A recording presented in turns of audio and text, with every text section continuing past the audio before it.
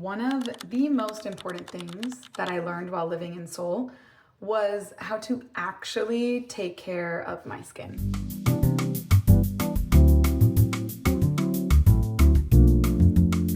Wow, my skin is glowing. I thought I would film my skincare routine and compare it to my old one that I filmed in Korea, and then see what products I'm actually still using. To start it off, of course, we're gonna use my favorite cleanser.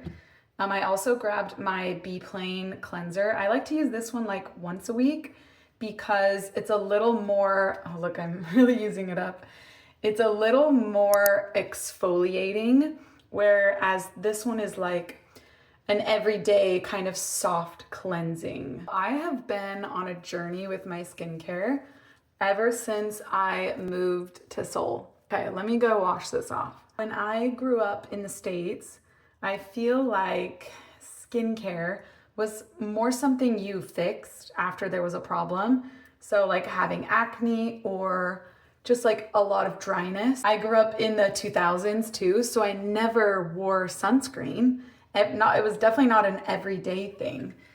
I never wore sunscreen unless it was summertime and I was at the beach, or even at the beach, I would just put on pure tanning oil and just burn. I can't believe I used to do that. When I moved to Seoul a few years ago, I had no skincare routine, no knowledge of what that even looks like. I don't use this every single day. I just bought a new one, but I was thinking I want a little more exfoliating today. So I wanted to open this up. Ooh. Medicube is a super famous brand in South Korea. I guess all over the world now. Everything they make is seriously so healing for my skin. They even give you little tweezers to pick out each pore pad. So one side of this pad has like embossing on it, and you're supposed to use this to exfoliate your skin. Just gently rub it around. And then when you're done with this side, you use the other side to just give it one more cleanse. And one thing I learned in Seoul is to apply skincare to your neck and your hands as well. One of the first things I noticed when I moved to Seoul was how beautiful everyone's skin looked. I noticed on women, I noticed on the men, the little kids, the grandmas, the grandpas, everyone had such clean and healthy looking skin. Doing face masks was almost like a nightly activity for a lot of people. I just went shopping in KL to get more of my favorite face masks. This is one of my favorite brands, Innisfree. They make the smoothest, like milkiest serums. I got a bunch of other little items. So after I cleanse my face and then sometimes use the pore pad, I like to put the Celimax Noni Ampoule. Okay, here it is. This is probably my holy grail item. I cannot live without this. Living in Seoul, it really surprised me how much of an everyday routine skincare was, instead of just doing something about it after there was a problem. I also saw how normal it was to take sun protection really seriously. I mean, everyone wore hats and long sleeves if they were going to be golfing or being in the sun for a long time.